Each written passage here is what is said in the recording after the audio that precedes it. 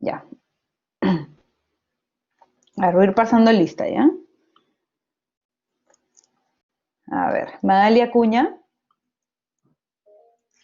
Gracias. Mario Alvarado. Gracias. Nilber Ayaque. Gracias. Claudia Bravo. Claudia Bravo. Carmen Rosa Cerrón. Gracias. Emily Cóndor. Gracias. Viviana Cotrina. Gracias. Tatiana Lorrieta.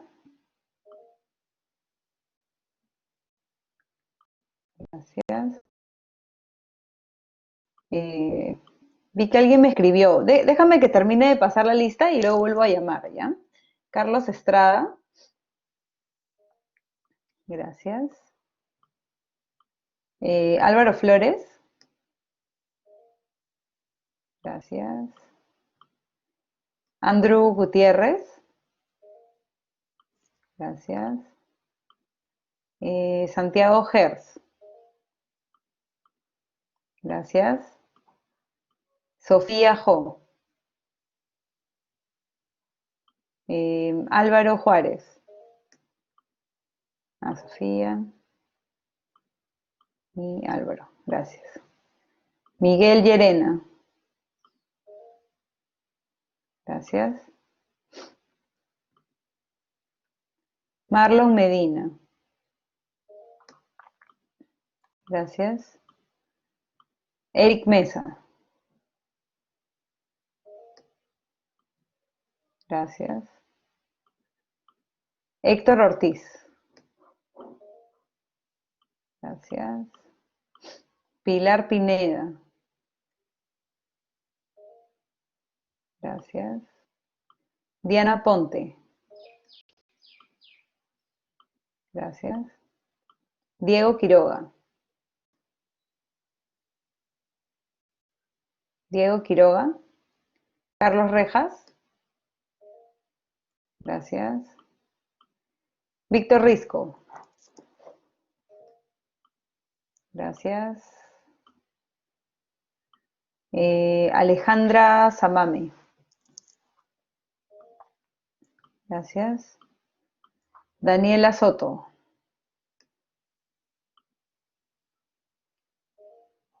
Gracias. Aníbal Torres. Ya. Efraín Ugarte. Gracias. Valdés.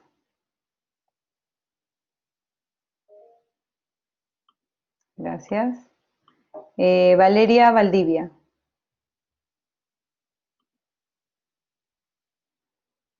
Ámbar Yataco. Rafa. Gracias, Ámbar. Rafael Zúñiga. Gracias. Ahora sí voy a regresar. Claudia Bravo. Creo que me habías escrito. Ujú. Sí, ya te puse. Gracias. Diego Quiroga. Valeria Valdivia.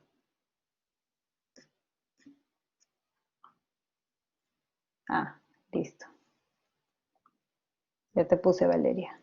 Ya me falta Diego Quiroga nomás. Listo. Ok.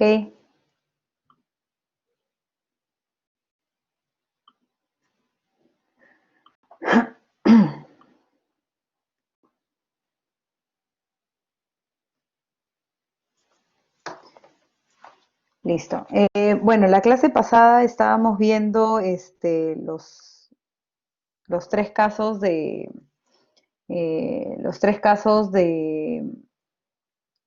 que se podían presentar relacionados a heterosexualidad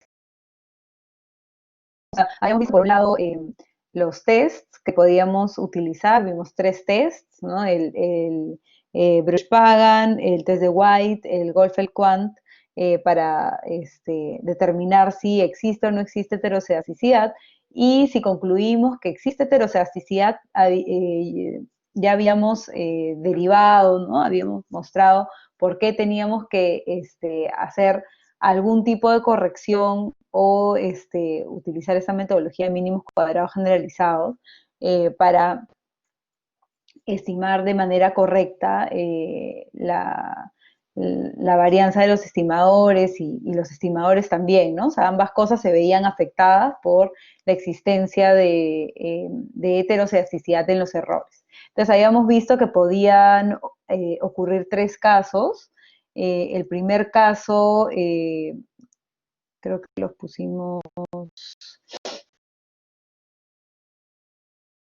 están? Los pusimos por acá. No. Bueno, el primer caso es que sí conocemos,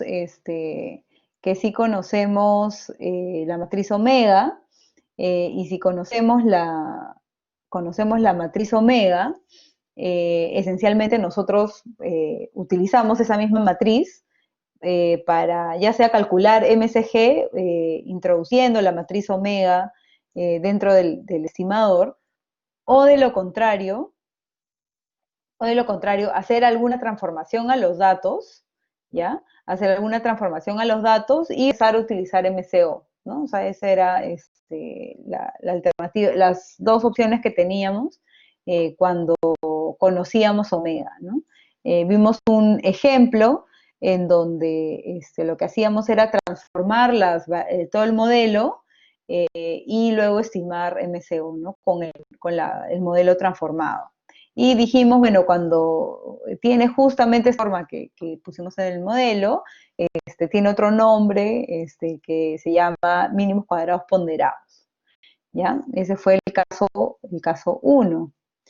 El caso 2, dijimos que no conocemos omega, pero conocemos la estructura que sigue omega, ¿ya? Y como conocemos la estructura, lo que vamos a hacer es estimar omega, ¿ya?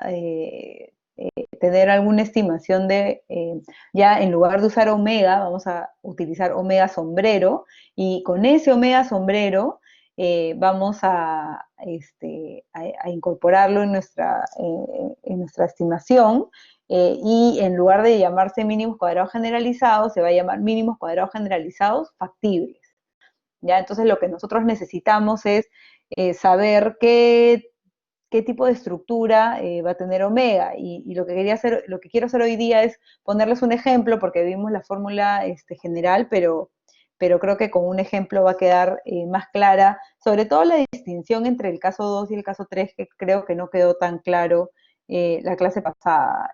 Sí, Efraín, dime.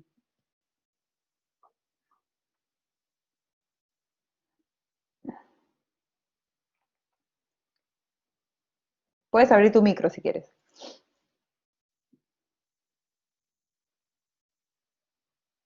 Efraín.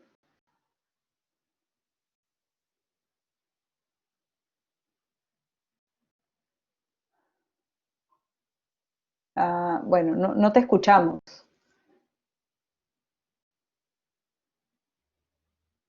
Si no, escribe tu pregunta, porque no, se supone que deberías poder abrir tu micro, pero no te estamos escuchando.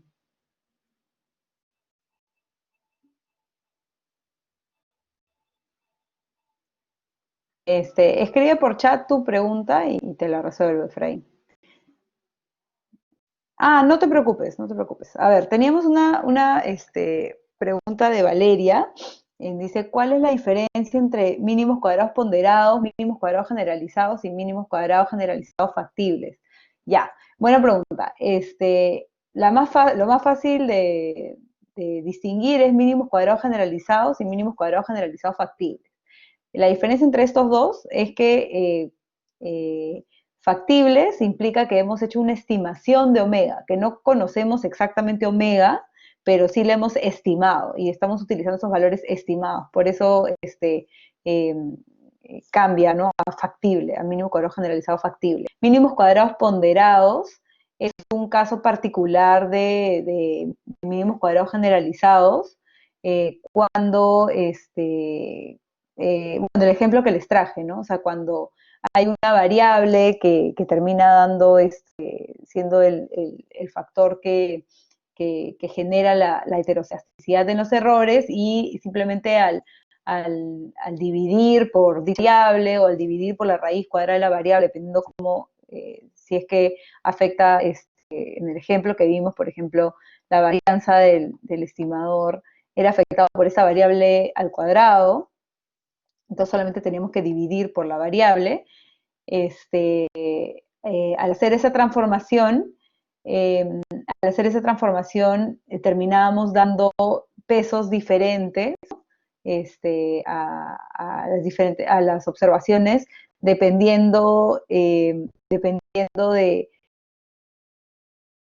terminamos dando más peso a aquellas observaciones que generaban menor varianza del estimador. Ya, creo que lo pusimos por acá. Es un caso particular, ¿ya? En realidad no necesitan recordar este nombre de mínimos cuadrados ponderados, ¿no? Pero sí la diferencia entre mínimos cuadrados generalizados y mínimos cuadrados generalizados factibles, esa diferencia sí deberían tenerla súper clara.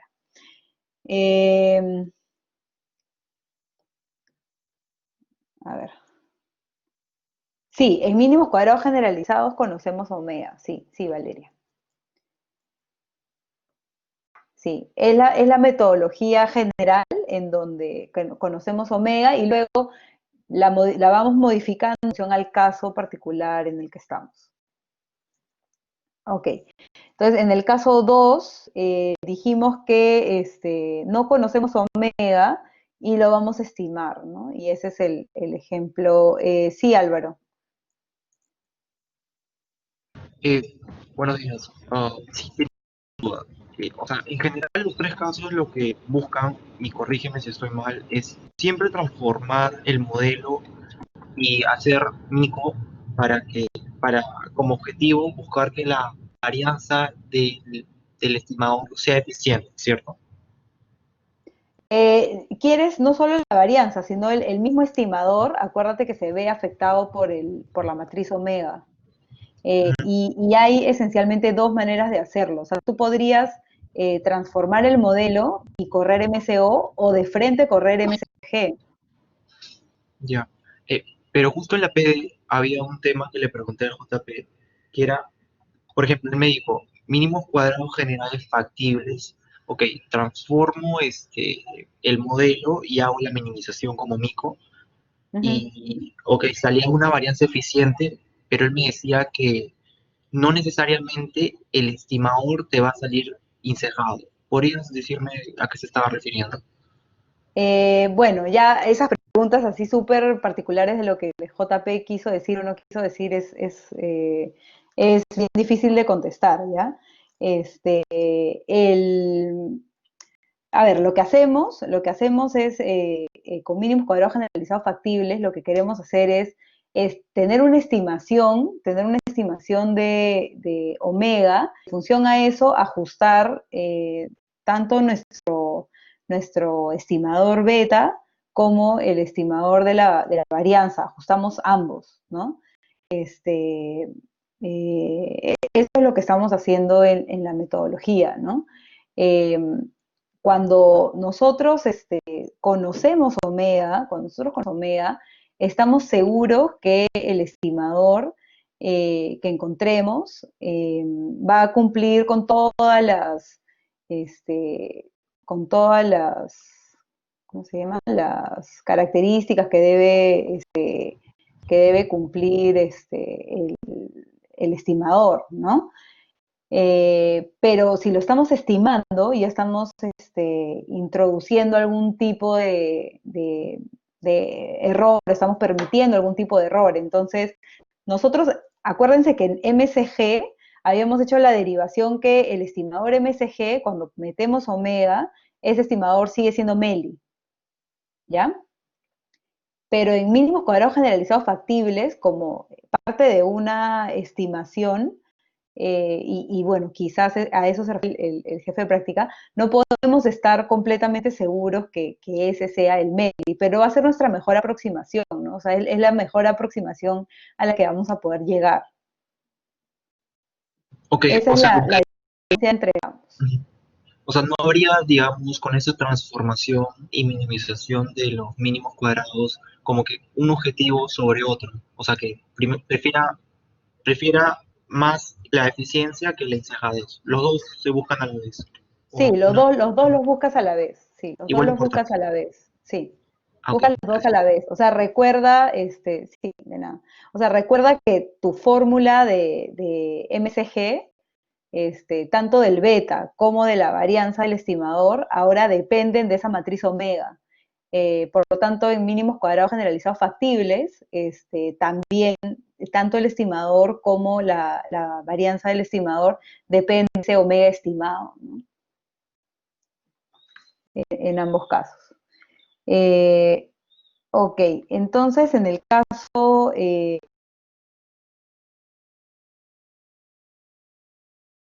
dicho que no conocemos omega, pero conocemos la estructura y lo que vamos a hacer es algún tipo de estimador, ¿no? O sea, bueno, si ya vieron algún ejemplo en la dirigida, bacán, esto lo vamos a pasar mucho más rápido, ¿no? Eh, en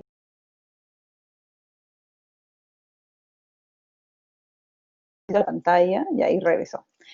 Les puse la forma general, pero vamos a poner, acá voy a poner, hoy es 2 de junio, ¿ya? Y vamos a poner un ejemplo del caso 2. ¿Ya? Eh, pues seguimos en heterocelasticidad.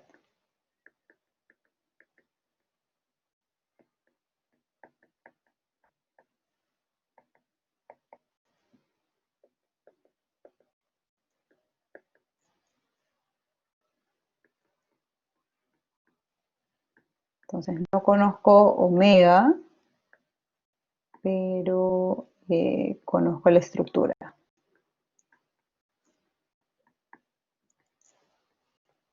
Ok. Entonces, a ver, digamos que nosotros sabemos, nosotros queremos estimar, ¿no? Queremos estimar este omega, ¿no? Queremos estimarlo,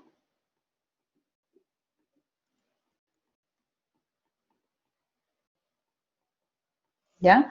Y nosotros sabemos que la varianza del error condicional a X es sigma cuadrado exponencial de este modelo, ¿ya?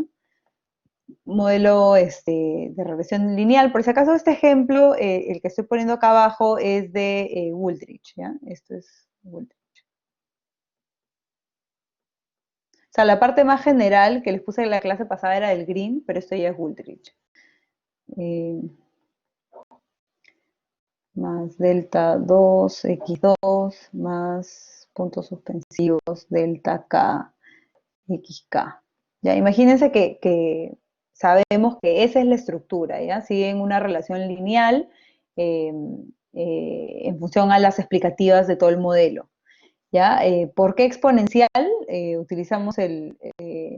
Creemos que es una relación exponencial para garantizar que los valores predichos sean positivos, ¿ya?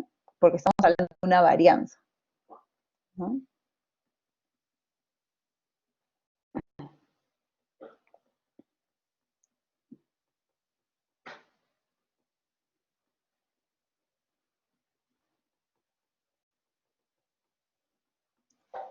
Ok. Entonces, ¿cuáles serían los pasos para transformar este modelo? Lo que nosotros queremos es tener algún tipo de, o sea, conocer ¿no? Exponencial de todo este modelo, ¿no? Entonces, si nosotros eh, podemos transformar esto, sabemos que la varianza de U es U cuadrado, eh, nos quedaría así, todo el modelo, ¿no? Delta 0, delta 1, x1, delta 2, x2 hasta delta k, xk. eh, y bueno, lo multiplicamos por b para que se permita algún tipo de error, porque vamos a estimarlo, ¿no? Entonces esto es porque vamos a estimar este modelo, ¿no? Si tomamos lo mismo de esta expresión, es esencialmente lo que buscamos es eliminar la exponencial, o sea, queremos que se vea, que tenga la forma de un modelo lineal en parámetros para poder estimarlo a través de MCO, ¿no? Delta 1 x1, delta 2 x2.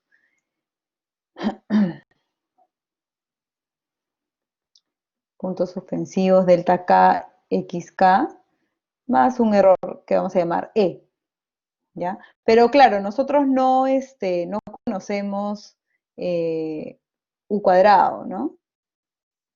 No conocemos este u cuadrado, entonces no podemos reacciones explicativas sí las conocemos, ¿no? Entonces lo que vamos a utilizar en su lugar es el residuo, ¿no? Utilizaremos el residuo.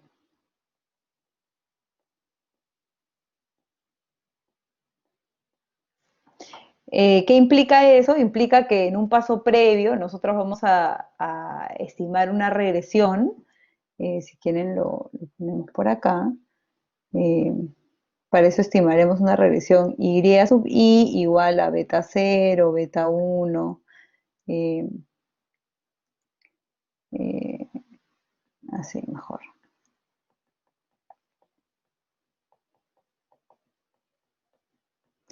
Beta k, xk, ¿no?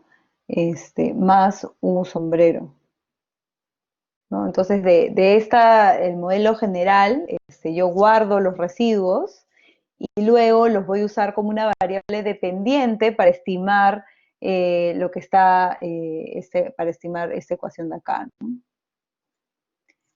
Entonces, nosotros guardamos estos valores predichos, ¿no? Guardamos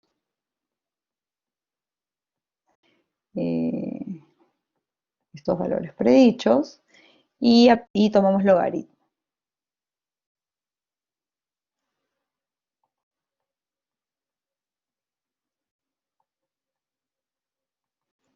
¿no? Entonces con esto ya tenemos el logaritmo, perdón, logaritmo de un sombrero al cuadrado.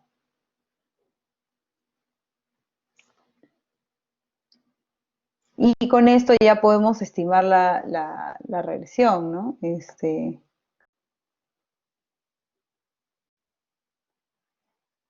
Ya, tendríamos logaritmo de un sombrero al cuadrado es igual a 0, lo que habíamos puesto, ¿no? Más delta 1 x1, más delta 2 x2, más puntos suspensivos, delta k xk, más el error, ¿no?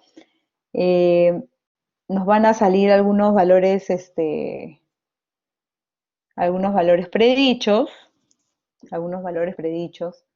este, de esta expresión, ¿no? Y toda esa expresión va a ser equivalente al exponencial, ¿no? O sea, si yo de toda esta regresión hago, me salen todas estas predicciones, ¿no? Esto de acá va a ser igual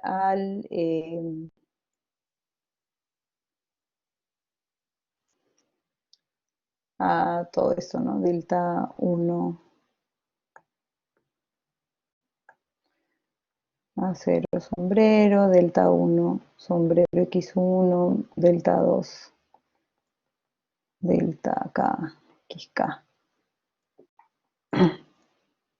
Pero como yo lo que quiero es el exponencial, lo que estaba acompañando, acá lo pongo ya, lo que quiero ¿no? Acuérdense, yo tenía que la varianza de U condicional a X es igual a sigma cuadrado exponencial de toda una expresión grande, ¿no? Que era delta 0, delta 1, x1, delta k, xk.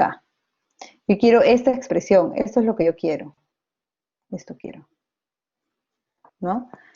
Entonces yo sé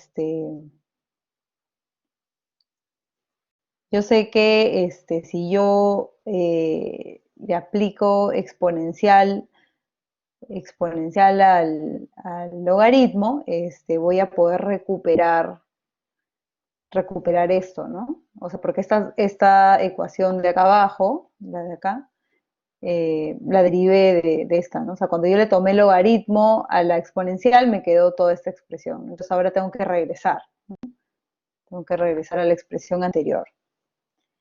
Eh, pues ahora yo tengo que exponenciar.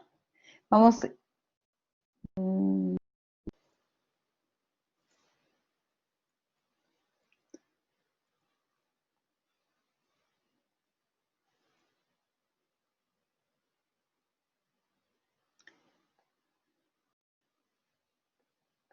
vamos a definir HI igual a este logaritmo, ¿ya? Logaritmo.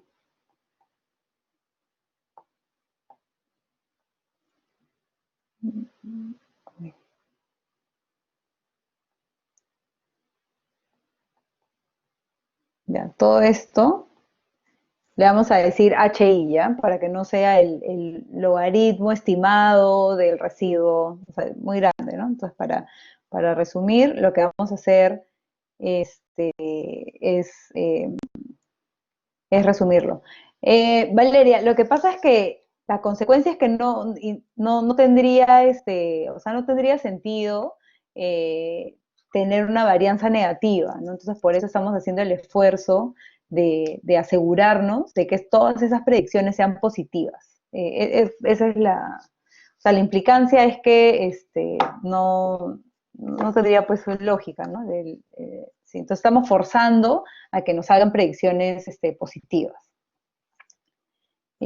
Ok, entonces lo que queremos hacer, de nada, lo que queremos hacer es, si aplicamos,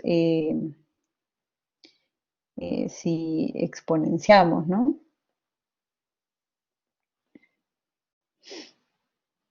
Eh,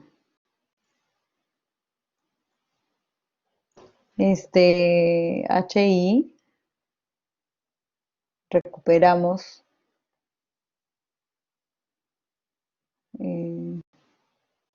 lo que necesitamos, ¿no?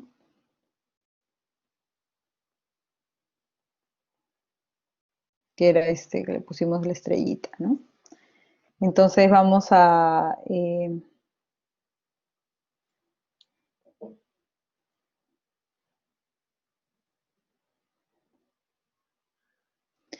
tomar exponencial de HI. Ya bueno, le podríamos poner algún otro nombre, ¿no? Pero ya si le tomamos el exponencial a eso, ya tendríamos esta estrella, ¿no? Y simplemente con esto, con este resultado, ya aplicamos mínimos cuadrados generalizados factibles. Lo que podemos hacer en este caso es una sola variable, es simplemente transformar los datos por este resultado, dividiendo, ¿no? Dividiendo por uno este resultado, y ya tendríamos, lo podríamos correr por MCO, ¿no? O sea, esencialmente eso sería, ¿no? Entonces serían los pasos, ¿no? Eh, entonces, con este resultado podemos transformar el modelo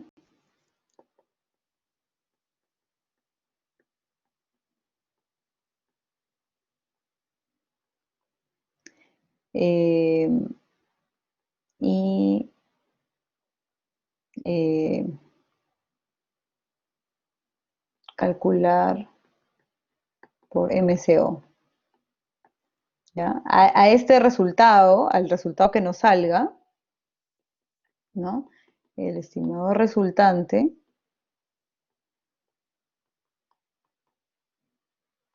es mínimos cuadrados generalizados factibles, ¿no?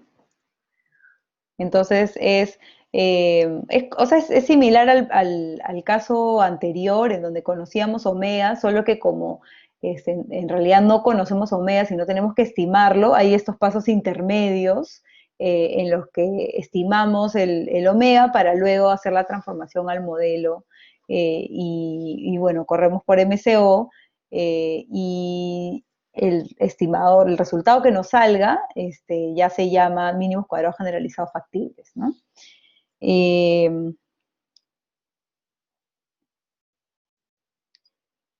Y bueno, acá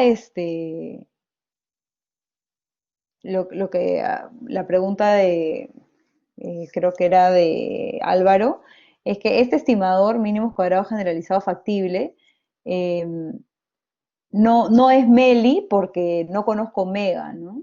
Si yo realmente hubiera conocido Omega, ya sí sería Meli, ¿no?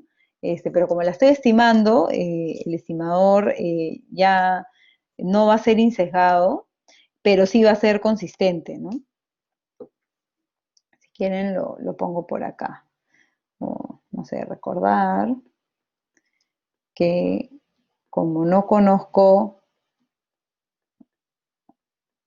Omega, pero lo estimo, eh, el estimador mínimos cuadrados generalizados factibles ya no es Meli. ¿Y por qué no es Meli? Porque ya no es insesgado, ¿ya? Pero sí va a ser, sí es consistente, ¿ya? Y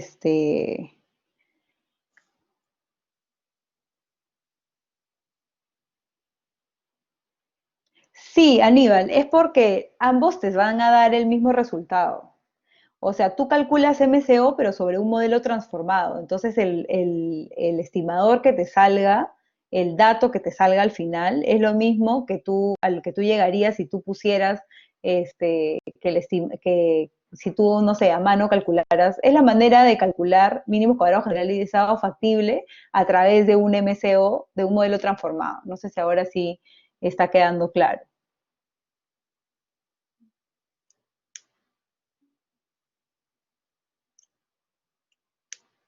Ah, ¿por qué es consistente? Porque acuérdate que en consistencia tenemos, o sea, ya no lo vamos a derivar, no va a ser parte de lo que ustedes tengan que demostrar, pero acuérdense que eh, asintóticamente, o sea, consistencia requiere solo de propiedades asintóticas, ¿no? Entonces, asintóticamente sí va a ser un estimador que se aproxime al parámetro poblacional, pero ya no vamos a poder decir que está exactamente centrado en la media, ¿ya? Esa es la diferencia.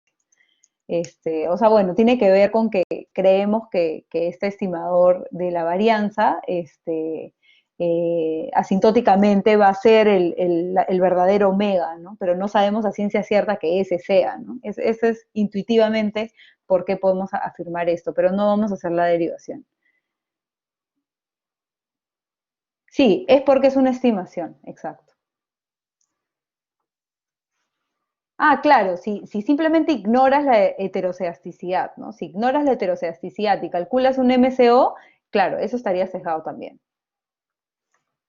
Estaría sesgado, no sería consistente y la varianza estaría mal estimada también.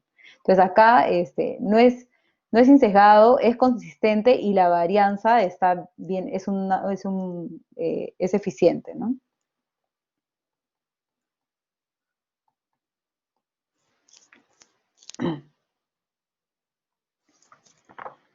Ok.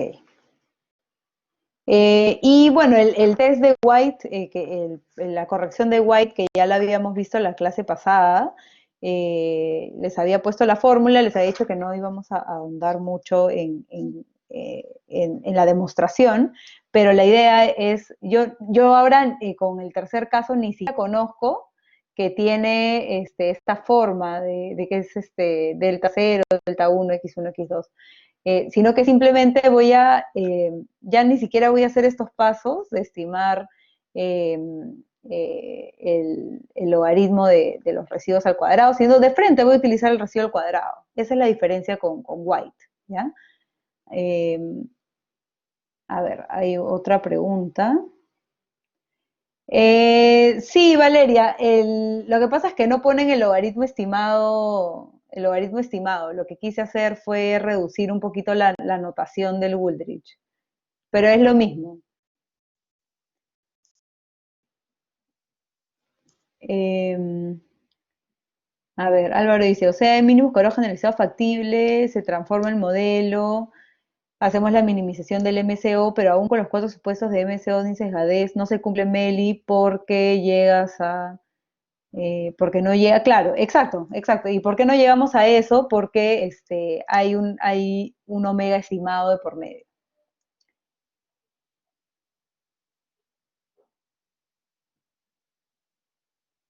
Sí, sí, sí puede ser Aníbal eficiente, porque acuérdate que MELI es dentro de los estimadores insesgados el estimador de menor varianza. Entonces ahora, o sea, vamos a decir que es un estimador de menor varianza, pero ya no podemos decir que es dentro de los insesgados.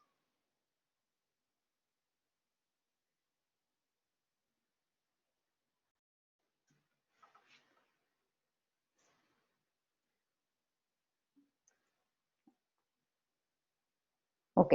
Entonces ahora lo que les quería enseñar es un ejemplo con Stata para que vean eh, eh, White en realidad, ¿no? Que es el más utilizado. O sea, habíamos dicho que el caso, eh, ¿no? Ya. O sea, el caso uno y el caso 2 son interesantes, si es que uno conoce y si puede hacer algunas transformaciones, pero empíricamente, en la práctica, usualmente no tenemos esa información, usualmente no llegamos a conocer omega o a conocer la estructura de omega, entonces lo que termina siendo más utilizado es la estimación de White.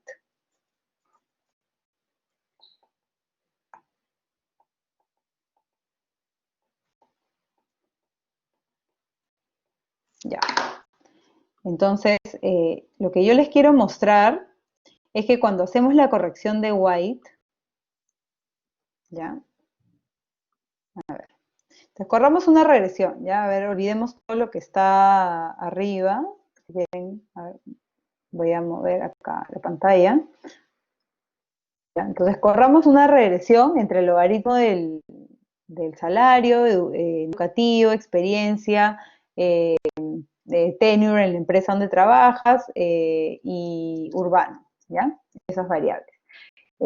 Por ahora vamos a dejar de lado, y solo vamos a pensar en la corrección de White, ¿no? En que podría haber heteroscedasticidad en los errores. No vamos a pensar en qué pasa si hay endogeneidad, ¿no? Porque sabemos que seguramente en esta regresión no se cumple el supuesto de exogeneidad condicional, pero eso lo vamos a dejar un ratito de lado.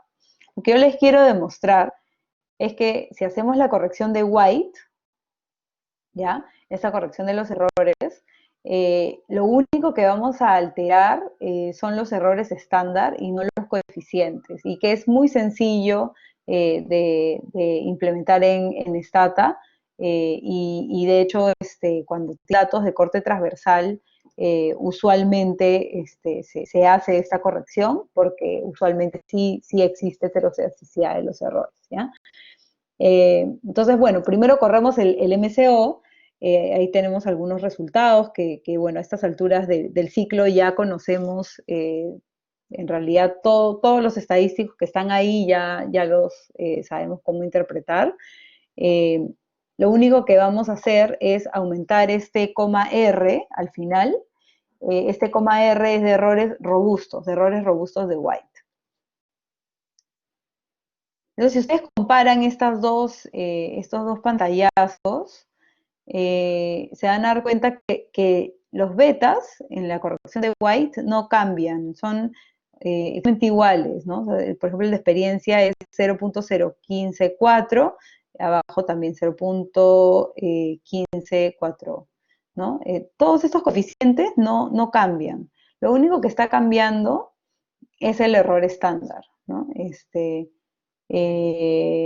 Y un poco, ¿no? O sea, ni siquiera tanto, pero está cambiando un poco, ¿no? Entonces ven, por ejemplo, el primer error estándar es 0.00664, mientras que en el segundo, cuando ya hacemos los errores robustos, es 0.0066, ¿no? Y así van cambiando el error estándar, ¿no? Y por lo tanto la inferencia, ¿no? En este caso no hay ningún cambio en las conclusiones porque los p-values de partida ya eran súper chiquitos, pero podría ocurrir que al hacer errores robustos, de repente algunos errores estándar salen un poquito más grandes y si estás en el límite, de repente pierdes significancia. Sí podría ocurrir, pero en este modelo no nos está pasando eso, ¿no? Entonces estamos viendo que en la corrección de White no hay un cambio en los betas, ¿no? Eh, claro, ¿por qué crees? Claro, acá, por ejemplo, dice Carla que, que los coeficientes del intervalo de confianza también cambian un poquito, ¿no? El límite inferior y el límite superior del intervalo de confianza también cambia un poco, ¿no? Y claro, eso era de esperarse por la fórmula, ¿no? O sea, por la fórmula, ahorita no me la acuerdo exacto, pero el error estándar entraba en esta fórmula, ¿no? O sea, entra el beta, entra el valor crítico y también entra el error estándar. Entonces, también tendría que cambiar ese intervalo de confianza un poco, ¿no? Eh, y, a ver, Valeria dice, profe, ¿podría mostrar la fórmula de la varianza de White o verla en las notas? ¿Es la sumatoria? Sí, está en las notas, te las puedo, se las puedo poner en un ratito. Eh, sí, ahorita lo pongo. A ver.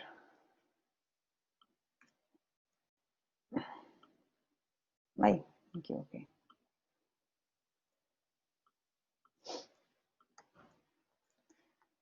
Está.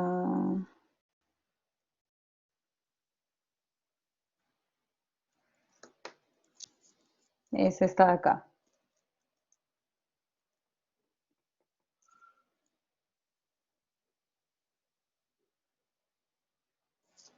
¿No? Entonces, sí, ese es para el caso 3 de omega, que no conozco omega y tampoco conozco la estructura. Entonces lo que hago es la corrección de White o estimado robusto, así se conoce esta estimación. Es el caso 3, ¿ya? Y esta es la fórmula. Como les dije en la clase pasada, no vamos a llevar esta fórmula. Hay, bueno, eh, un montón de teorías sintóticas detrás de esta fórmula. Pero sí es importante que lo conozcan porque, como les decía, es bastante utilizado, ¿no? Esta corrección de White se usa bastante, se usa bastante.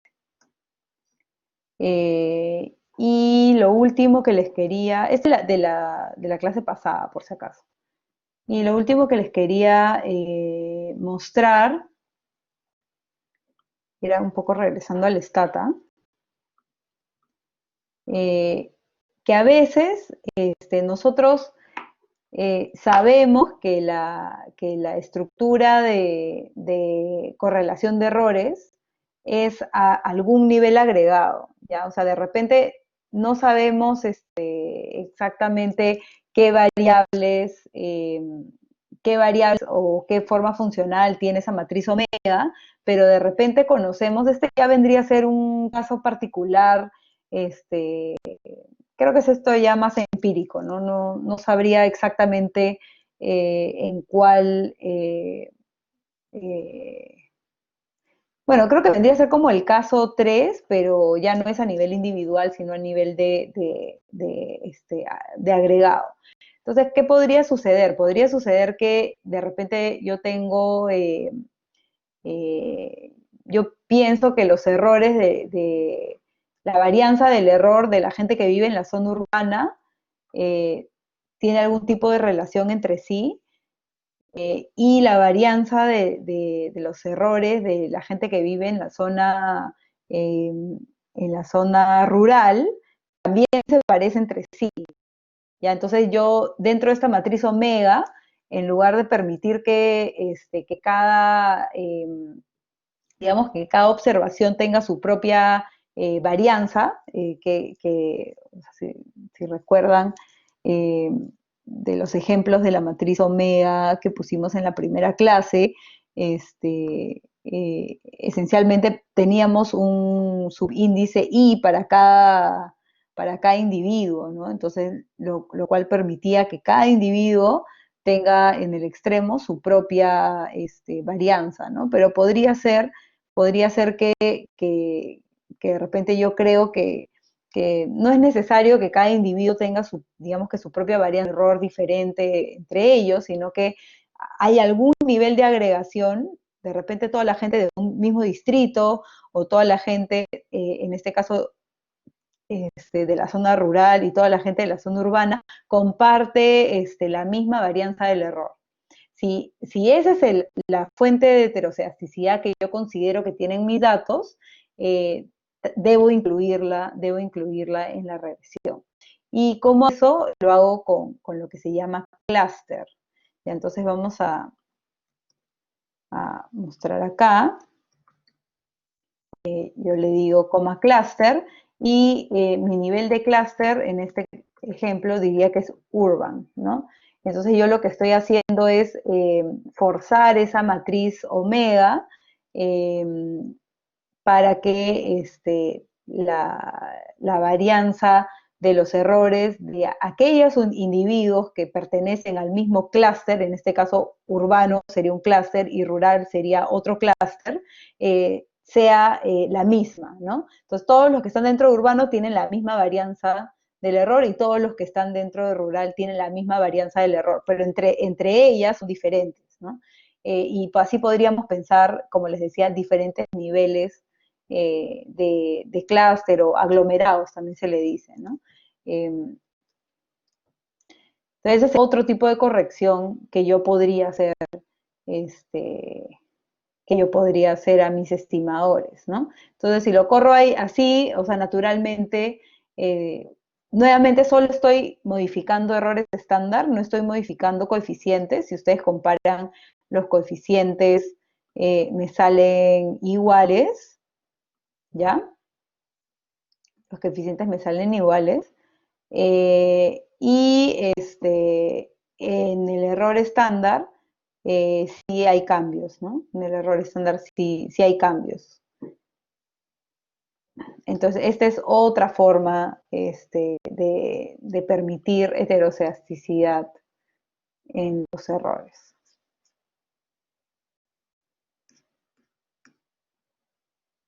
Cuando pongo R, cuando pongo coma R, lo que estoy haciendo es permitir que cada individuo dentro de mi base de datos tenga su propia varianza del error.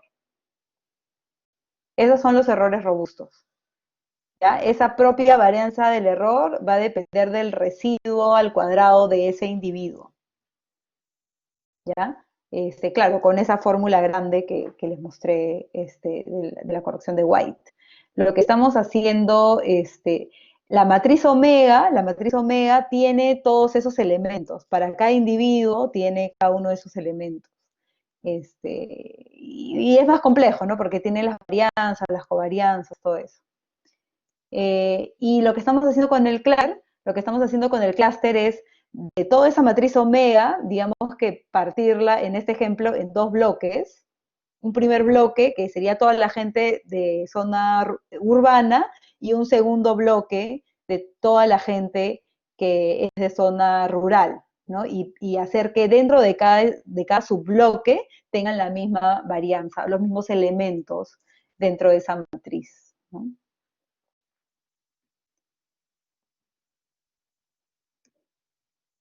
Esa vendría a ser la diferencia. Entonces, eh, bueno, ambas cosas son bastante utilizadas, la corrección por clúster y la corrección por, en general, ¿no? La de errores robustos.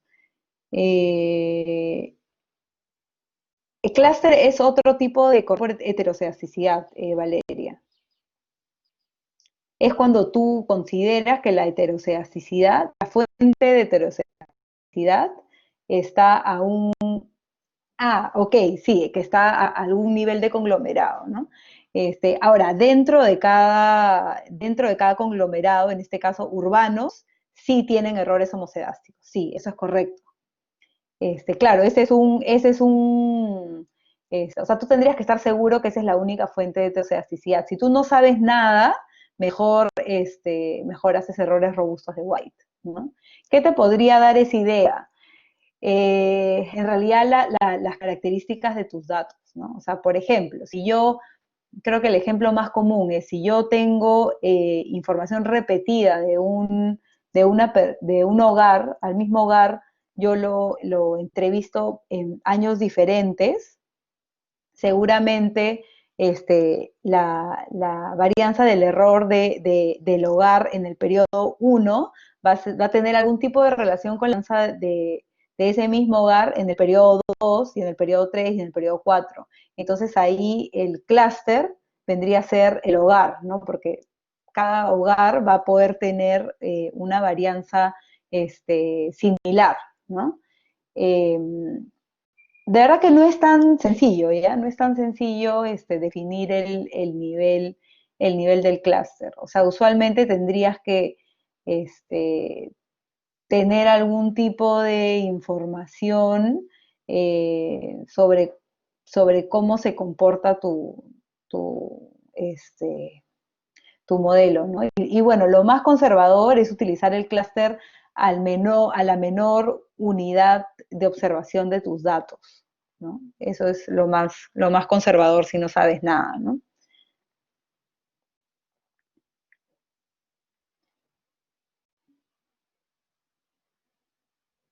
Ok. Eh, bueno, entonces terminamos por acá. Creo que me da tiempo para empezar un poquito de endogeneidad y de ahí ya pasamos al parcial. Así como para urbano hay homocedasticidad, también lo habrá para rural. Sí, sí, exactamente. Al interior de cada conglomerado. Ok. Entonces, a ver, avancemos. La clase termina 1:10, ¿no? Entonces sería, en realidad ya estamos con la hora. Creo que mejor lo dejamos acá. Avancemos con el parcial y ya la próxima clase avanzamos con endogeneidad. Creo que así mejor.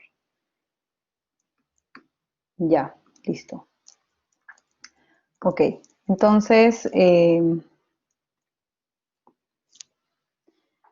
ver, voy a traer mis hojitas.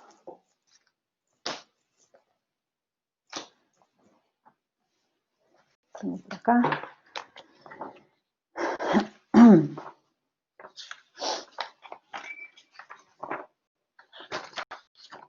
Listo.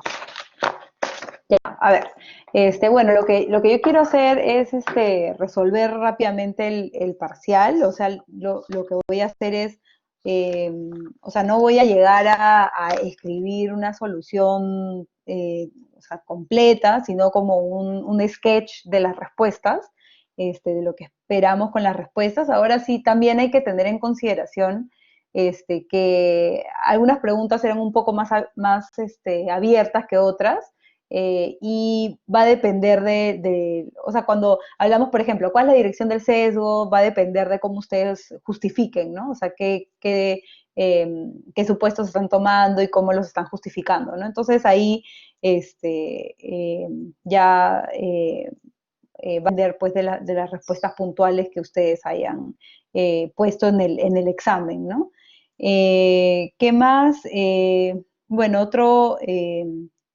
otro anuncio es que, bueno, conversamos con los profesores para un poco ver cómo les fue a todos con el tema eh,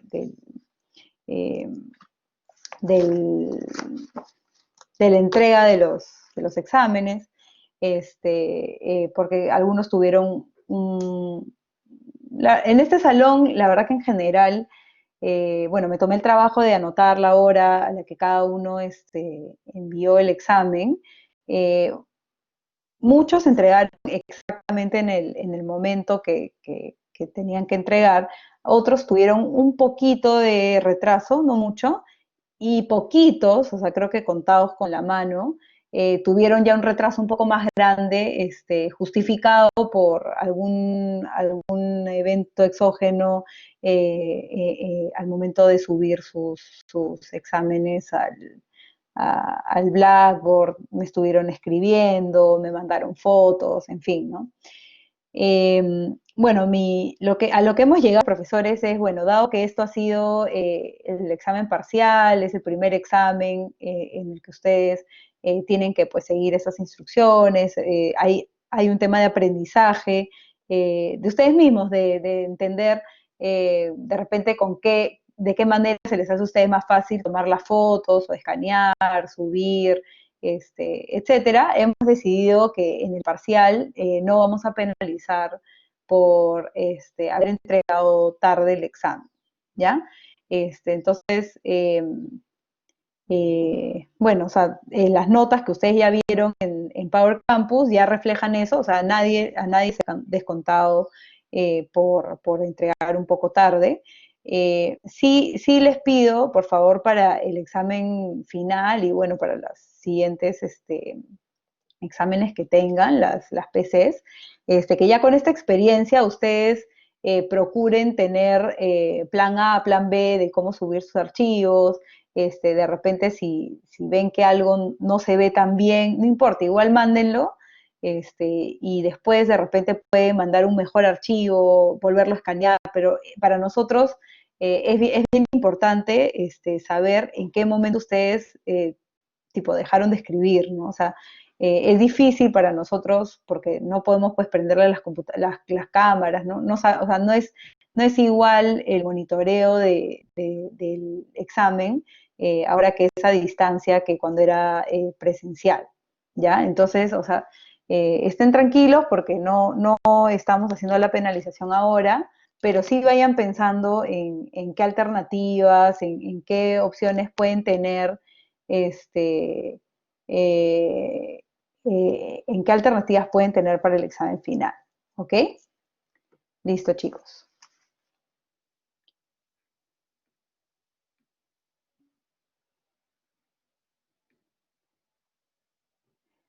Sí, Emily, entiendo el descontento. Es una decisión de los profesores. Ahí sí, la verdad, no voy a entrar en detalles. Eh, Como les decía, han sido muy poquitos casos los que han tenido un problema así mayor y la gran mayoría sí lo han entregado a tiempo. Sé que todos se han esforzado por entregarlo a tiempo. Obviamente, algunos van a estar contentos, algunos van a estar descontentos, pero esa es la decisión que hemos tomado y bueno, yo personalmente creo que es lo más justo, porque, bueno, hay un tema de nervios, hay un tema de aprendizaje y tampoco es que alguien haya mandado media hora tarde, ¿no? O sea, no es que, no es que se esté premiando esos casos, ¿no? O sea, estamos hablando de demoras totalmente en plazos razonables. Ok, entonces ahora sí pasemos a resolver el examen. Y como les decía, sí, para el examen final lo vamos a hacer, o sea, sí, deben tener ustedes un plan B, pensando en el examen final. Ok.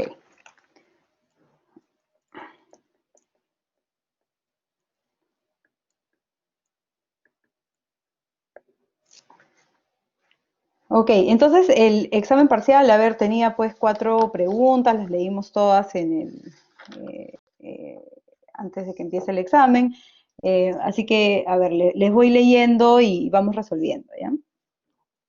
Eh, a ver, la pregunta uno, tenemos eh, este, este, este, nos dan algunos datos, ¿no? De la autoridad tributaria, que quería, estaba preocupada porque muchos contribuyentes pedían factura de compras que no estaban relacionadas con el giro del negocio, eh, y quería hacer un experimento en donde envía un recordatorio para exigir facturas por las compras relacionadas con él. O sea, envía el recordatorio a las en donde les hace recordar, ¿no? Que tienen que enviar las facturas por todos estos gastos que están queriendo deducir, ¿no? Y para ello selecciona una muestra de contribuyentes que se le había detectado alguna solicitud de factura por gastos no deducibles en el mes anterior, en el mes de septiembre, y a ese grupo de gente la divide aleatoriamente entre el grupo que recibe el recordatorio y el grupo que no recibe el recordatorio, ¿no? Y la primera parte nos dice, escribe una regresión que permita estimar el efecto de los mensajes sobre el logaritmo del monto total de facturas solicitadas en el mes de octubre. Ahí creo que casi todos lo han definido bastante bien, o sea, simplemente teníamos que estimar una regresión en donde tengamos el logaritmo de ese monto en octubre como dependiente, y alfa, beta, el T de tratamiento o recordatorio, ¿no? Más el término de error. Este, ahí creo que casi todos lo hicieron bien. Luego nos dice, defina un regresor que permite estimar este efecto e interpreta el coeficiente que acompaña a este regresor. El regresor es t, ¿no? Entonces tendríamos que definir qué es t. Entonces t toma el valor de 1, toma el valor de 0, ¿cuándo, no? Si recibe recordatorio, ¿no? Y si no recibe recordatorio, ¿no? Y teníamos que interpretar el coeficiente, ¿no? Interpreta, este, beta, ¿no?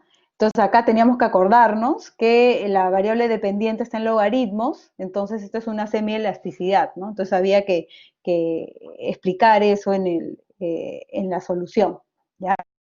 ¿Qué más nos dice? Nos dice qué supuestos son necesarios para estimar el efecto de manera consistente por MCO. ¿Qué supuestos? Ahí sabemos los 4 supuestos, ¿no? Lineal de parámetros, X, Y y D, varianza de T mayor a 0, exogeneidad condicional. Tenían que hablar de los 4, ¿no?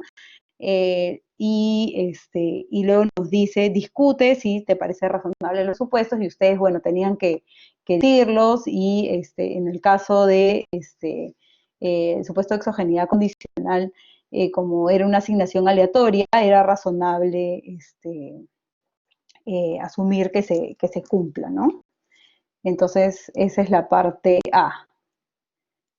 Como les decía, la mayoría creo que les ha ido bien, creo que a los que han perdido algo de puntos, usualmente ha sido porque les faltó de repente contestar alguna de las subpartes, ¿no? Pero creo que casi todo estaba bien.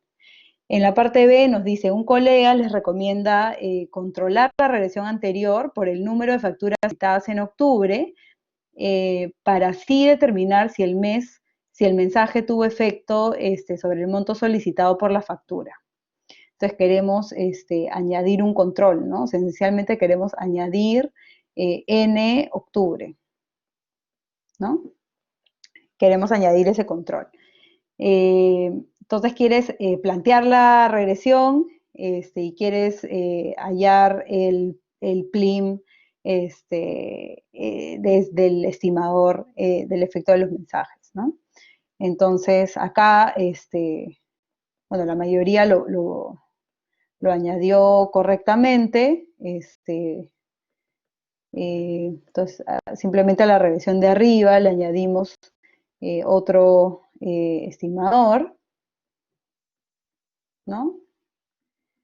Y en donde algunos se han equivocado, es que esta variable n octubre, TN octubre, son las facturas solicitadas, es el número de facturas solicitadas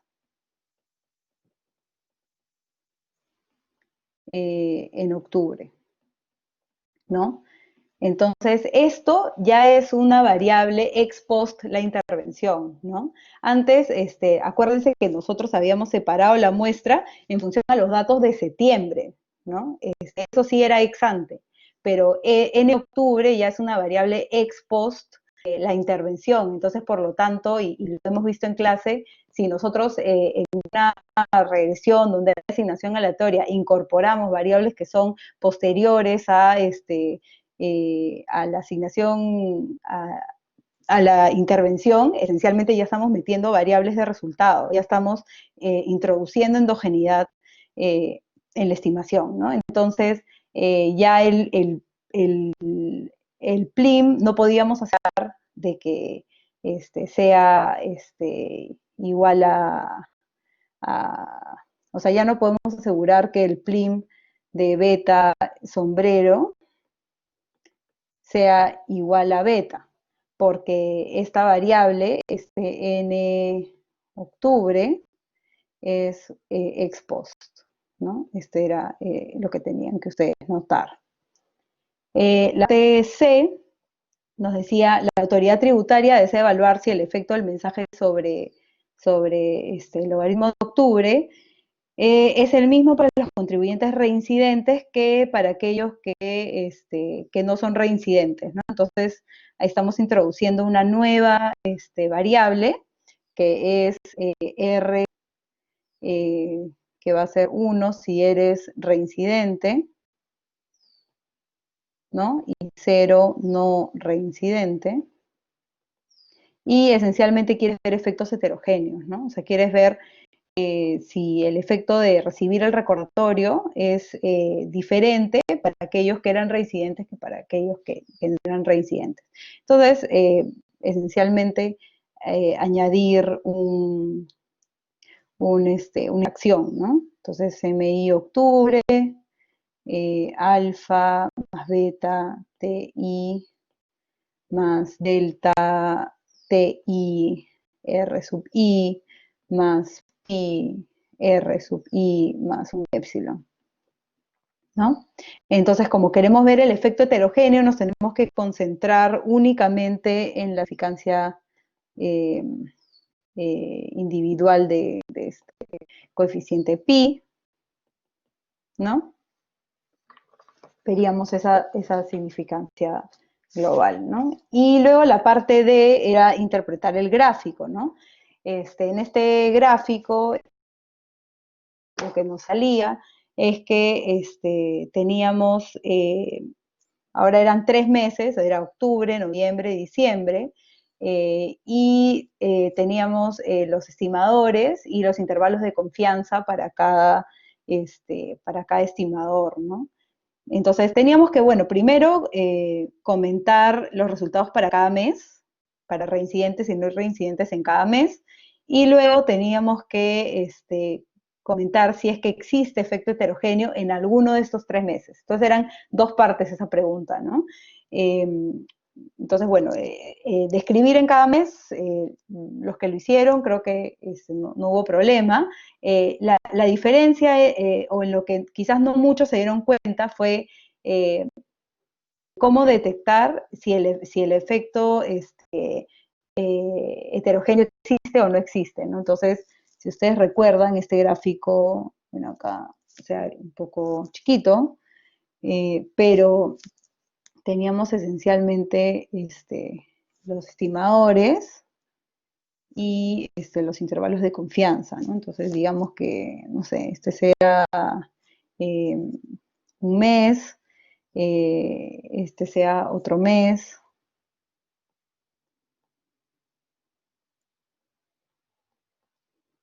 ¿ya? Y sea, digamos que este es el cero, algo así.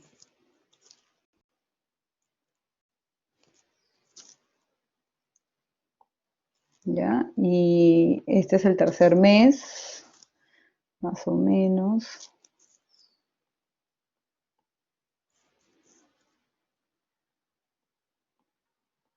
¿Ya? Entonces, ¿ustedes qué tenían que ver? Para ver si reincidente era diferente de no reincidente, tenían que ver si los intervalos de confianza se cruzaban o no se cruzaban. Porque acuérdense que el intervalo de confianza nos da todos los valores posibles, todo el rango posible de valores que podría tomar ese estimador beta.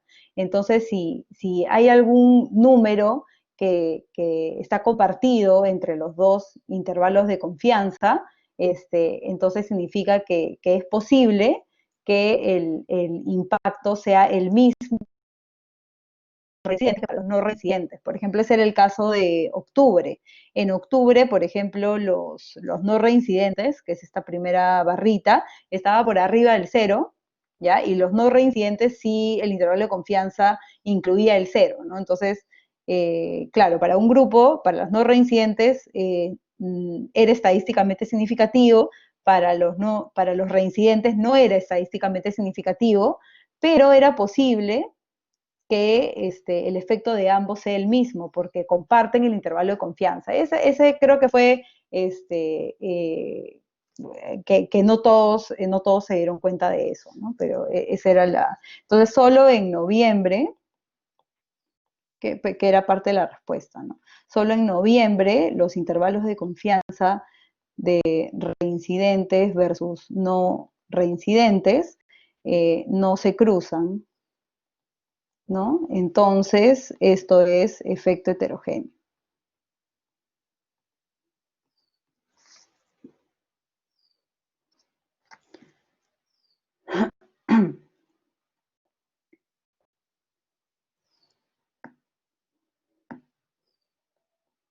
¿Ok? Luego, yendo a la pregunta 2, nos dicen, bueno, usted ha sido contratado por el Ministerio de Comercio Exterior para analizar los efectos de un programa implementado en abril de 2017 que ofreció asistencia técnica a las empresas exportadoras. Te dan una base de datos y tienes volumen de ventas pretratamiento, y ahí está explicadito, pretratamiento 2017, tienes post-tratamiento 2019, información sobre el sector de la economía en donde ejerce esta empresa, y un indicador de si participó en el programa o no. Parte A nos decía, nos daban una regresión y nos, de esta manera, ¿no?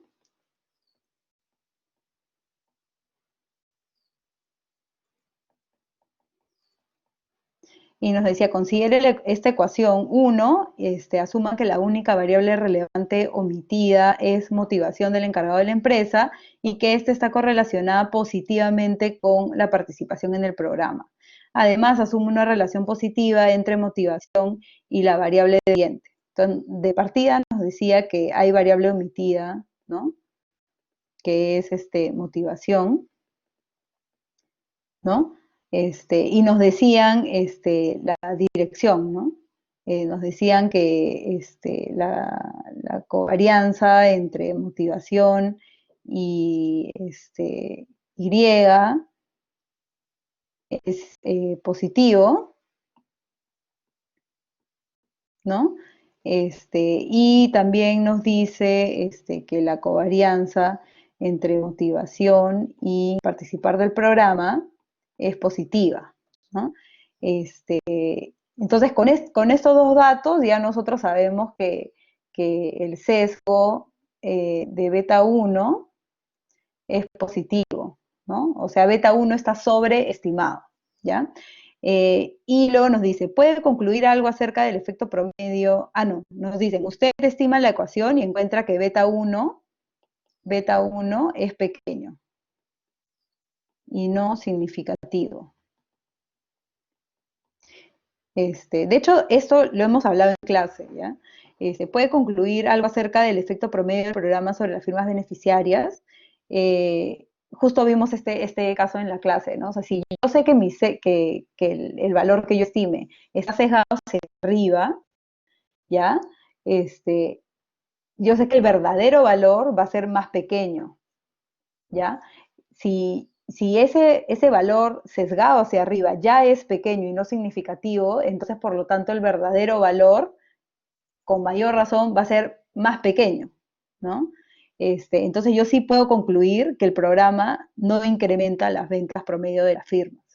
Claro, no puedo saber si va a ser cero o negativo. Algunos pusieron negativo, no, creo que no hay problema con poner eso, pero en realidad ciencia cierta no sabemos qué va a salir, pero sí sabemos que menor que ese beta 1 sí va a salir, ¿no?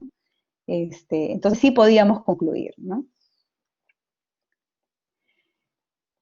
La parte B nos dice, un analista del ministerio le informa que en el sector de textiles tuvieron tantas firmas interesadas que tuvieron que seleccionar a los beneficiarios por sorteo.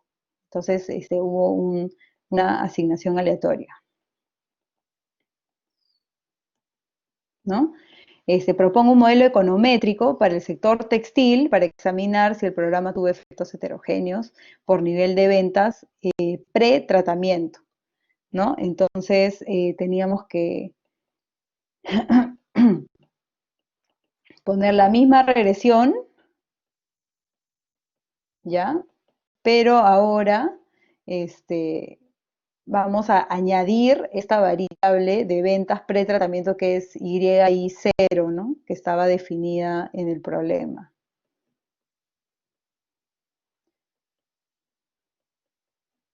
Más el error, ¿no? Y claro, teníamos que interpretar beta, entonces teníamos que interpretar beta 3, ¿no? Y hacer la hipótesis nula, o sea, esto igual a 0 y decir que bueno, este T calculado distribuye T con 996 grados de libertad, ¿no? Porque nos pedía decir cuál es la distribución del estadístico. Y nos decía que eran 1000 firmas, entonces teníamos que tomar en cuenta n menos k menos 1, ¿no? Para estimar los grados de libertad. Luego la parte C, nos dicen, estaba en el examen, era el volumen de ventas pretratamiento. Lo que pasa es que en la pregunta nos dicen, tú quieres ver si tuvo efectos heterogéneos por nivel de venta pretratamiento, ¿no? Entonces estamos usando la nomenclatura de la misma pregunta. Ok, en la parte C nos dice, investigando, se entera que el programa tuvo como requisito para las empresas agroexportadoras que éstas tuvieran un nivel de ventas de 1000 como máximo. Entonces, el requisito de participación en el programa, ¿ya? Era que tengan estos 100.000 como máximo. ¿Ya? Entonces, alguien que facturó 100.001 ya no puede ser beneficiario del programa, esencialmente, ¿ya? Y esto es dentro de un subgrupo. En la B no era necesario incluir motivación. Sí, no era necesario incluir motivación. O sea, si por ahí alguien la incluyó, no, o sea, no veo que haya problema, pero no, o sea, no era una variable que la tenías, entonces en realidad no podías incluirla. No tenías, de hecho, no tenías cómo incluir la motivación, porque no era una variable de tu base de datos, ¿no? O sea, en la base de datos nos dicen solo tienes estas 4 variables, ¿no? Y0, Y1, sector, programa. Motivación era solo la parte A para escribir, ¿no? Explicar qué sucedería con el sesgo y si podías llegar a alguna conclusión o no. Ok, en la parte C, entonces nos dicen que nosotros sabemos que el volumen de ventas de una empresa tiene una parte fluctuante, ¿no? Van a haber meses con más suerte que otros meses, entonces esencial, y nos dan una regla, ¿no? Nos dicen que esencialmente más o menos 5.000 soles en ventas se considera aleatorio, ¿ya? Incluso nos dan un ejemplo, nos dicen, una empresa eh, podría tener entre 85.000 y 95.000 y podríamos considerarlas iguales, ¿ya? Porque digamos que una empresa tiene valor esperado de 90.000 soles de facturación, pero como hay este error de más o menos 5.000 por un componente aleatorio, podría justo en ese mes haber tenido 85.000 o de repente su shock, digamos, era positivo y en lugar de 90.000 tenía 95.000. Entonces, esencialmente todos los que están en ese rango los vamos a considerar iguales. Pero este era un ejemplo y acá algunos se han equivocado porque usaron este rango como parte de la muestra a analizar. Y si se dan cuenta, si yo me limito a esta muestra, que era solo el ejemplo para que se entienda a qué nos referimos con que el 5.000 es aleatorio, que teníamos el requisito nadie no participaría del programa, ¿no? Porque hasta 100.000 tú podías participar en el programa. Entonces, no tendríamos un grupo de control, esencialmente, ¿no? Tendríamos puras empresas que sí se beneficiaron. Entonces, lo que teníamos que hacer era usar una muestra alternativa, una muestra restringida. ¿Y qué muestra me interesa a mí, no? O sea, a mí me interesa una en donde hayan tratados y hayan controles, ¿no? Entonces, ¿cómo puedo hacer eso? Yo me quiero situar en 100.000 y voy a la izquierda 5, o sea, esencialmente 95.000 a 105.000, ¿no? Todas estas son iguales, ¿no? Y si acá yo tengo el 100.000, ¿no? Voy a tener un grupo que recibe el tratamiento y otro grupo que no recibe el tratamiento, ¿no?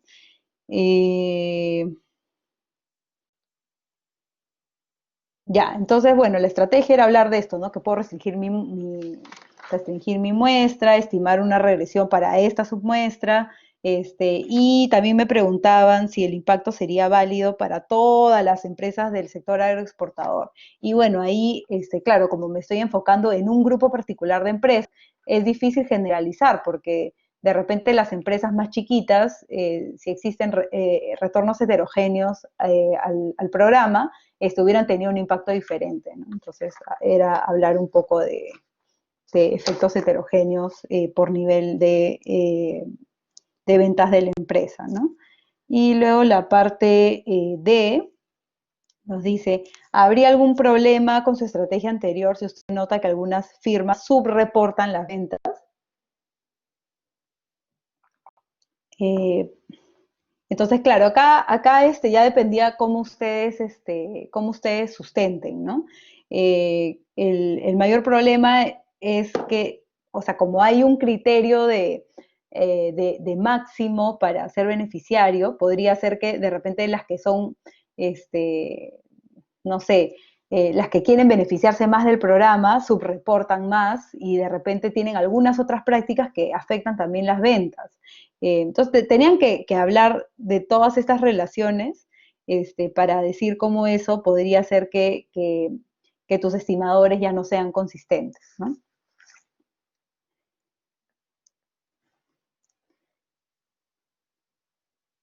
Luego, en la pregunta 3, ¿no? Teníamos ya, nos hablaban bueno, de los mosquiteros, ¿no? De una intervención de mosquiteros que se daba a nivel de centro de salud, en donde lo que se hacía era variar el precio de venta de los mosquiteros. Tenías esencialmente tres grupos. los centros de salud que venden el mosquitero $1, los centros de salud que lo venden a $2 y los centros de salud que lo venden a $5. Y estos centros de salud habían sido seleccionados de manera aleatoria en estos 3 grupos. Ya, entonces en la parte A nos dice, corres esta regresión. Acá casi todos la tienen correcta. Nos dicen beta 1, grupo 1, beta 2, grupo 2, más beta 3, grupo 3, más mu sub i. Y nos pregunta, ¿esta regresión sufre de multicolinealidad perfecta? Y también nos pregunta cómo interpretas beta 1 sombrero. Ya, entonces, primero, no sufre de multicolinealidad perfecta. ¿Por qué? Porque omitimos el intercepto, ¿no? Entonces, no es que una variable sea la combinación lineal de las otras. Y por otro lado, tenían que interpretar, ¿no? Entonces, en esta interpretación, claro, dado que no estamos incluyendo un intercepto, no interpreta como el aditivo respecto del otro grupo, sino beta 1 es el porcentaje de personas del grupo 1 que compraron el mosquitero, ¿no? Ahí algunos se equivocaron.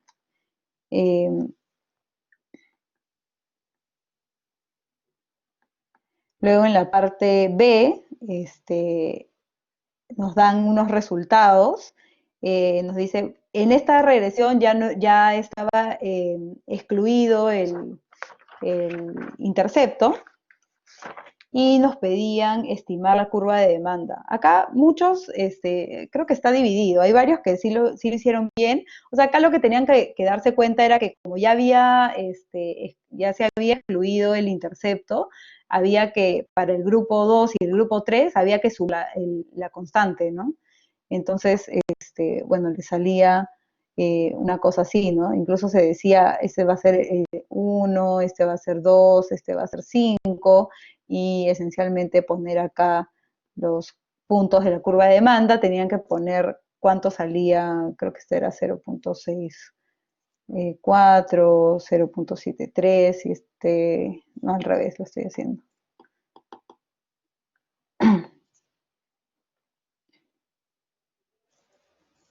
No, está bien, porque este eje era el porcentaje. Este era 6,4, este era 7,3 y 0,83. Sí. Y este era el porcentaje de personas, ¿no? Y luego había que explicar la curva, ¿no? O sea, decir, bueno, sí, conforme aumenta el precio, se reduce el porcentaje de gente que compra el mosquitero, ¿no? Luego en la parte C,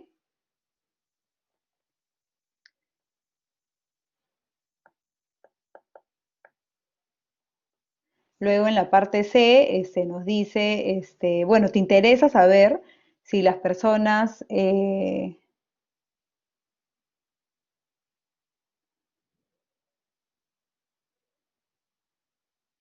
bueno, lo que tenías que hacer era interpretar el gráfico. Interpretar el gráfico, ¿no? Ya depende de lo que hayas respondido, ¿no?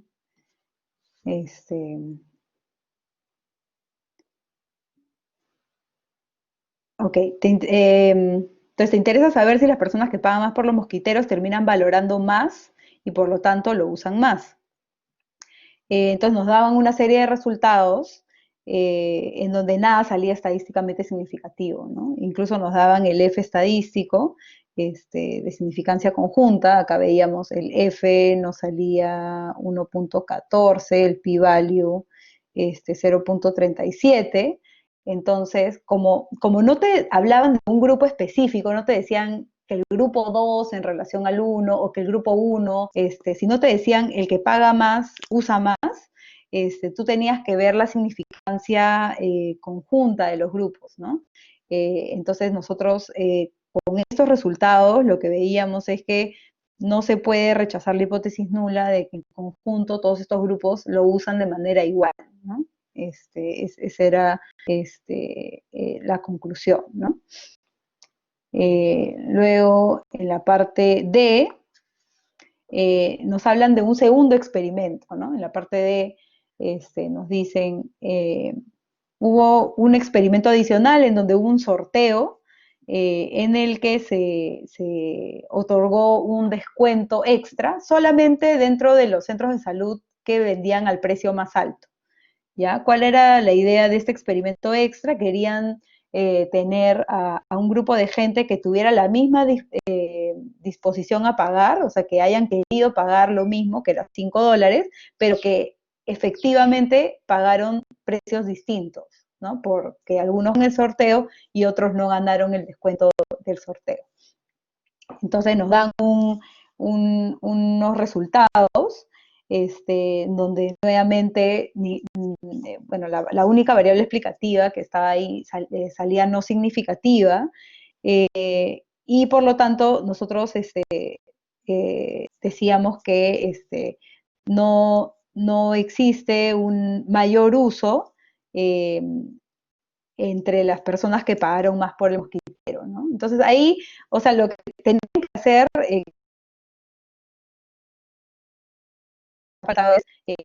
la variable no es estadísticamente significativa, pero a algunos les ha faltado responder a la pregunta. O sea, la pregunta era, ¿puedo concluir que los que pagan más la utilizan más? Entonces, dado la no significancia estadística, no puedo concluir que los que pagan más la usan más, ¿no? O sea, esa parte a algunos les ha faltado. Ok, entonces esto también era un poco, o sea, comentar significancia estadística y digamos que responder a la pregunta de investigación, ¿no? que estaba en el enunciado. Y la parte E, esta parte E era, bueno, dependía un poco de lo que ustedes argumentaran. Nos decía, ¿cómo se verían afectados tus resultados en la parte anterior si tienes la intuición de que los vendedores ayudan a algunas personas en el descuento, en el sorteo, ¿no? Entonces, esa era una parte. Primero, ¿cómo se afectan los resultados? Y en segundo lugar nos decía, propongo una estrategia para demostrar con los datos que tienes si efectivamente ese descuento extra se asignó a través de un sorteo justo, ¿no? O sea, que realmente no es que algunos se hayan beneficiado más que otros. Entonces, acá habían dos razones, dos respuestas, digamos. La primera es, bueno, si el sorteo no fue justo, si efectivamente se benefició a un grupo más que a otro, habría que ver las características de ese grupo, ¿no? O sea, de repente, no sé, las personas de la caja ayudaron más a las personas que les parecía que eran más pobres, ¿no? Entonces, eso nos llevaría a cierta dirección en el sesgo de los coeficientes, ¿no? En función a lo que ustedes argumenten. Y la segunda parte de la respuesta era cómo puedo con los datos que tengo ver si el sorteo fue justo o no. Y acá, bueno, algunos contestaron bien, y de hecho lo habíamos visto en clase también. Lo que puedo hacer es hacer una tabla de balance comparando aquellos que recibieron el descuento y aquellos que no recibieron el descuento. No sé si fue un sorteo justo, deberían en promedio tener las mismas características ambos grupos, ¿no? Esa era la parte E. Y luego la pregunta 4, entonces acá era inconsistencia y podía hablar de la dirección del sesgo. Y por otro lado era hacer una tabla de balance, ¿no? Entre los que ganaron el sorteo y los que no ganaron el sorteo. Y luego, por último, la pregunta 4 nos hablaba de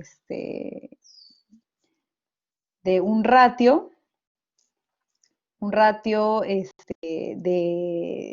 relacionado a las horas dedicadas a las tareas del hogar por parte del hombre, dividido entre el número de horas dedicadas a las tareas del hogar por parte de la mujer, ¿no? Entonces, si ese ratio tenía un valor cercano a 1, significa que se reparten las tareas de manera igual, ¿no? Equitativa, pero si tiene un valor menor a 1, significa que las mujeres están haciendo más trabajo del hogar, ¿no? Eh, y se quiere ver si es que estos bonos que otorga el gobierno en relación a la crisis sanitaria tienen algún tipo de efecto en la distribución de las tareas, en las tareas domésticas entre hombres y mujeres, ¿no? Entonces, en la parte A nos dice, estimas por mínimos cuadrados ordinarios, la ecuación que les escribí por acá, y te preguntan si beta 1 es consistente, ¿no?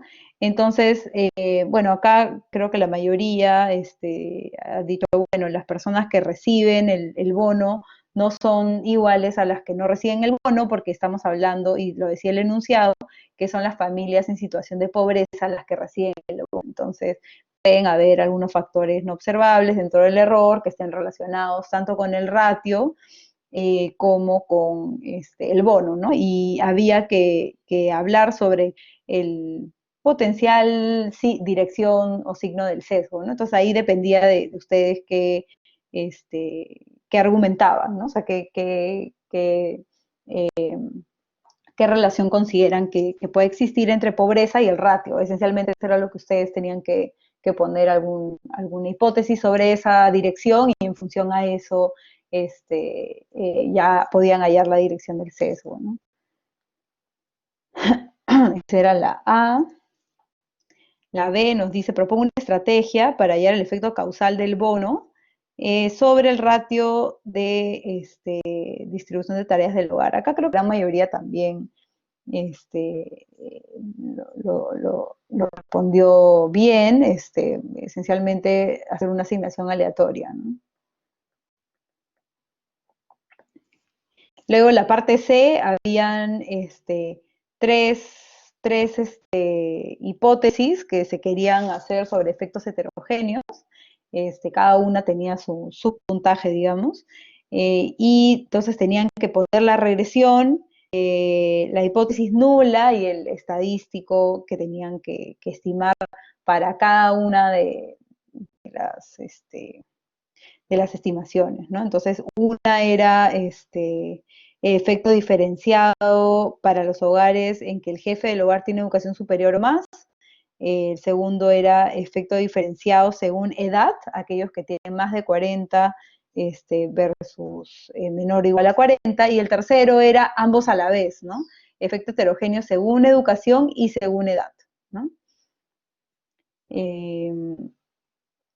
Entonces tenían que hacer estas tres regresiones, ¿no? Entonces, digamos que el 1 era ratio,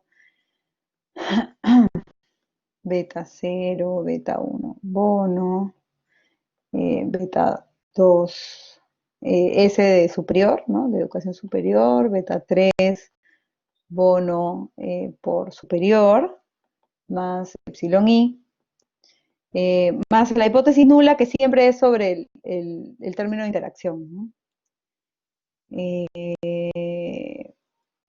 Segundo modelo era ratio, B0, B sub 0, más B1 bono, más B2, bueno, millennial, pero una dummy que sea relacionada si tenían 40 años o menos. Beta 3, la interacción, ¿no? Bono por millennial. Ok, y el 3 eran las dos interacciones a la vez, ¿no? Entonces, tenían B0, B1 bono, B2, y bueno, había que recordar que si pongo la interacción, también había que poner las variables en niveles. Creo que nadie se ha equivocado en eso, ¿eh? Creo que todos eh, pusieron las dos partes.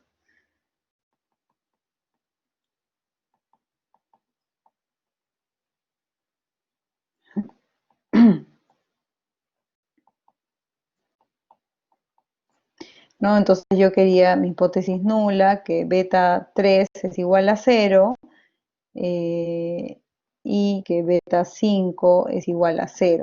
Entonces tenía que hacer bueno, una prueba F, ¿no? Una prueba F con estas dos restricciones, ¿no? Y la parte D, ya la última, nos dice, ahora el gobierno, de los años de educación superior del jefe de hogar, era el primer, perdón, es una DAMI, de si el jefe de hogar tiene educación superior o no. Ok, y la parte D nos dice, ahora el gobierno quiere evaluar el impacto de la entrega de un bono familiar universal, el cual será entregado a todas las familias del Perú en situación de pobreza.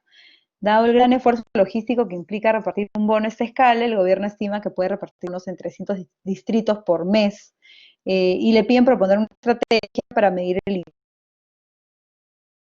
Entonces, acá la principal dificultad, digamos, era, ok, yo quisiera hacer algún tipo de asignación aleatoria para tener un grupo de tratamiento y control que sean balanceados, que sean iguales, y ya no tener el problema de exogeneidad condicional, ¿no? Pero mi gran dificultad es que todos reciben el bono. Entonces, ¿cómo puedo hacer para tener un grupo de control cuando la asignación va a ser universal, ¿no?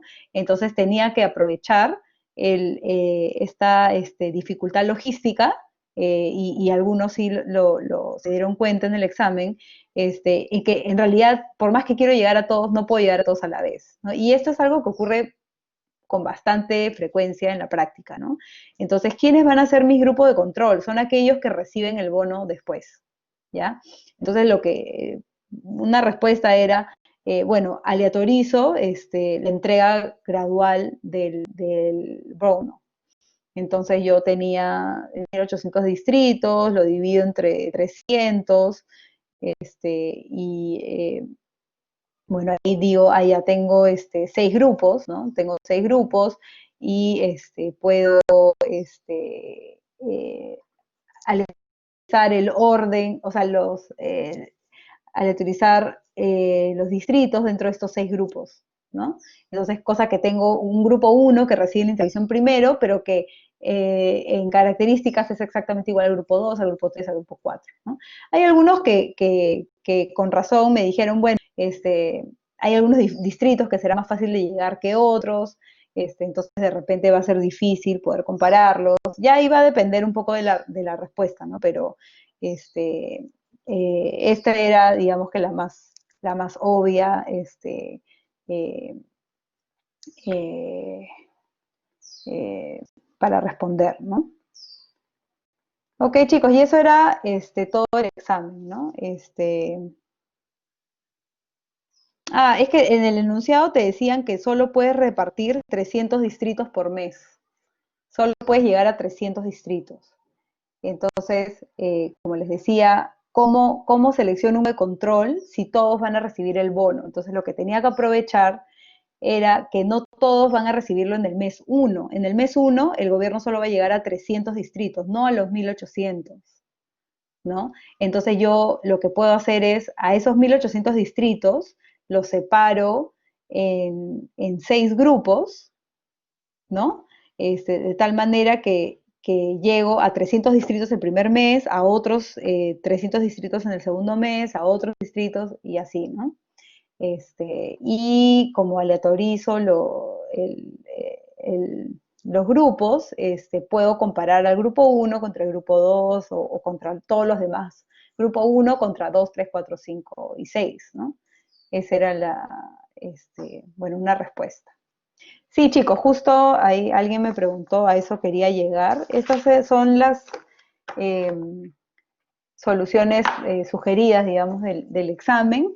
Yo ahora por la tarde les mandaré a sus correos electrónicos a cada uno su PDF con mis anotaciones y les voy a dar un día para que ustedes puedan reclamar si es que consideran que hay algo que reclamar, ¿no?